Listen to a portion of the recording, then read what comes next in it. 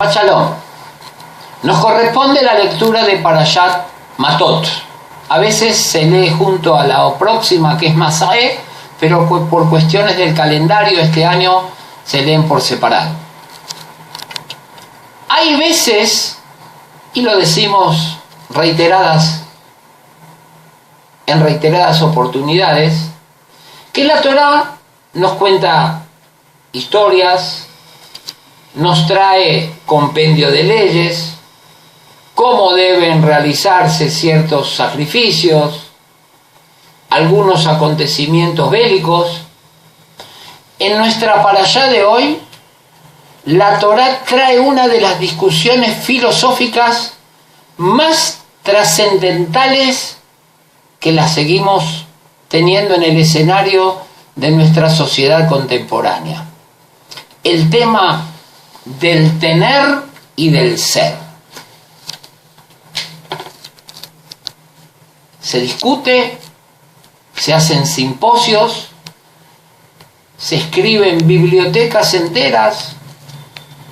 Hoy tenemos estantes de autoayuda, pero la Torá, en un pequeño acontecimiento que ocurre prácticamente en la orilla del Jordán, prestos y próximos a entrar a la tierra prometida, se acercan dos tribus, las de los hijos de los Bené Gad y Bené Reubén, y se acercan a Moshe después que la Torá nos relata Umikne Raf, y ganado en demasía tenían los hijos de Reubén y los hijos de Gad, Atzum Meod, muy mucho, en cantidad. El sujeto va después del predicado. No dice la Torá, y los hijos de Reubén y los hijos de Gad eran prósperos y tenían mucho ganado, sino dice que mucho ganado tenían los hijos de Reubén y los hijos de Gad.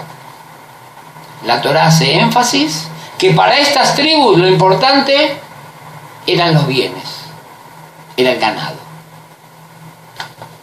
Moshe, cuando escucha esta petición, dice: ¿cómo? ¿Van a copiar a sus antepasados que no quisieron entrar a la tierra de Israel?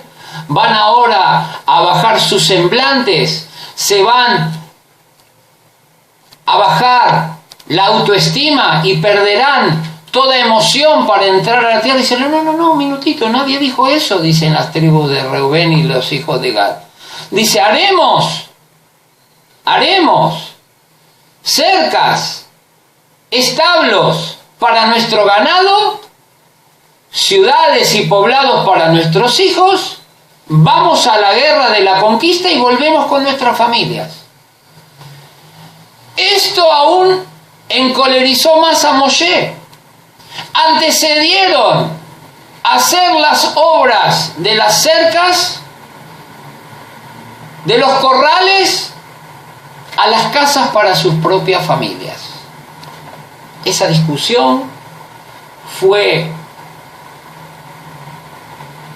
violenta en aquel entonces y sigue teniendo vigencia hasta nuestros días. En una escala de valores, ¿qué es lo que ponemos antes? Los condicionamientos, las horas en cantidad del trabajo o la ocupación por nuestros hijos. Lamentablemente en algunas latitudes tenemos niños que, gracias a Dios por prosperidad económica, hay familias que se pueden dar el lujo de tener asistentes, enfermeras, muchachas de atención las 24 horas.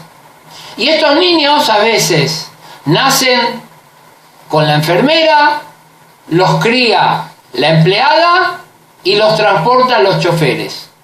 Los papás y las mamás muchas veces brillan por su ausencia. Moshe le dio un tirón de orejas a estas dos tribus y además le mandó a media tribu adicional para que se queden con ellos. Hatzi Shevet Menashe. Hay diferentes opiniones por qué le dejó a la tribu de Menashe. Hay quienes dicen que eran estudiosos, que eran maestros. Hay otros que dicen, mirá, Menashe era el hijo de Yosef, se había criado en el palacio, sabe cómo hablar con los gentiles. Hay otros que dicen, no, Menashe le tocó eso fue un castigo, porque cuando persiguió a los hermanos que habían venido a buscar comida a Egipto, él fue el que escondió la copa y provocó la escisión, el corte entre los hermanos. Uno quedó preso y bueno, diferente no es la oportunidad para contarlo. Previo a la conquista de la tierra de Israel, y tal vez como una de las lecciones más sagradas que dejó Moshe para sus descendientes, les dijo, la cosa no es como ustedes dicen. Vayan, construyan ciudades y casas para sus hijos y luego los corrales para el ganado. Las prioridades muchas veces se nos confunden. Los bienes materiales a veces brillan demasiado, como lo hicieron con estas tribus, que miraron y pensaron tal vez que convendría vivir en tal o cual lugar porque se pueden hacer buenos negocios, pero desperdiciaron oportunidades para que los hijos tal vez puedan tener una mejor educación en general y, por supuesto, una mejor educación judía.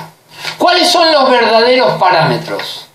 En un simple relato nos cuenta y nos enseña el maestro de todas las generaciones la diferencia entre tener y el ser, el tener para ser o ser porque debemos ser. Y en ese juego de constelaciones de valores y principios en los que nos debemos debatir a diario, esta fue tal vez la última lección que dejó Moshe antes de entrar a la tierra prometida. Por casualidad, o no tanto, era un mensaje para los judíos que se quedaban a vivir fuera de Israel y que muchas veces ponemos el predicado antes del sujeto, ponemos los objetos ante las personas, ponemos los negocios antes que la educación de nuestros hijos. Este es el mensaje de nuestra Perashá. Shabbat Shalom.